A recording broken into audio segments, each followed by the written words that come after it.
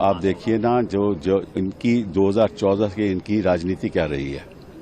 कभी लव जिहाद, कभी फ्लड जिहाद, कभी थूक जिहाद, कभी यूसीसी अमेंडमेंट बिल, ठीक है ना, उत्तराखंड ने कर दिया, बाकी प्रदेश भी अब करना चाहते हैं। हाँ, कभी ये आक्रमण करते हैं, अब शब्द बोलते हैं।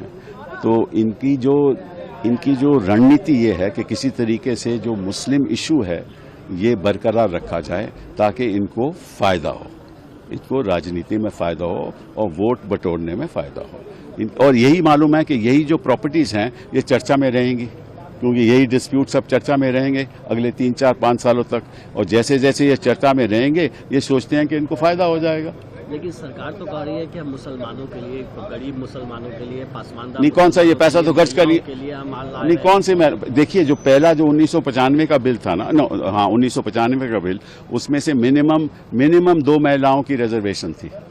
यहाँ इन्होंने मैक्सिमम कर दिया कि कौन सी महिलाओं के लिए कुछ कर रहे हैं। अगर महिलाओं के लिए कुछ करना ही है तो हिंदू लॉ में ये प्रावधान लाइए ना कि जो हिंदू सेल्फ एक्वायर्ड प्रॉपर्टी है वो कोई भी विल कर सकता है अपने बेटों के, अपनी बेटियों को नहीं देना चाहता तो नहीं देता, तो उसमें सुधार लाइए ना। अगर महिलाओं के लिए कुछ करना है ना तो उसमें अमेंडमेंट लाइए, क्यों नहीं लाते? क्योंकि इनको मालूम है लाएंगे तो चुनाव हार जाएंगे। और आखिरी सवाल सर, कि आपने देखा कि किस तरह से गृह मंत्री ने भी आरोप लगाया कि किस तरह से जमीन वक्फ के नाम पे कब्जा किया जा रहा है। किसने कब्जा की? अरे प्रॉपर्टी मेरी है तो कैसे कब्जा हो सकता है? अरे वक्फ का मतलब मालूम है किसी को? वक्फ का मतलब मेरी अपनी प्रॉपर्टी को मैं चैरिटेबल पर्पसेस के लिए दे लूं, किसी का शेल्टर होम बना लूं, महिलाओं का बच्चियों के स्कूल दे दूं, वो तो मेरी प्रॉपर्टी है ना। तो कब्जा किसका हो सकता है? किसका कब्जा हो सकता है? कब्जा तो फिर वक्फ होगा नहीं ना। मैंने किसी की प्रॉपर्टी का कब्जा कर लिया तो आप जाकर उसको निकाल दीजिए।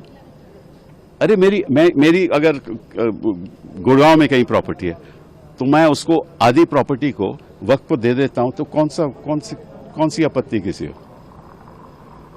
ये तो देखिए, ये एक ही धर्म के कानून में ये उसके आधार पर राजनीति करना चाहते हैं। सुधार लाएं तो 1 नेशन 1 लॉ खुद ही कहते हैं, तो सब जो धर्म है उनके प्रति लाइए ना, लाइए कानून।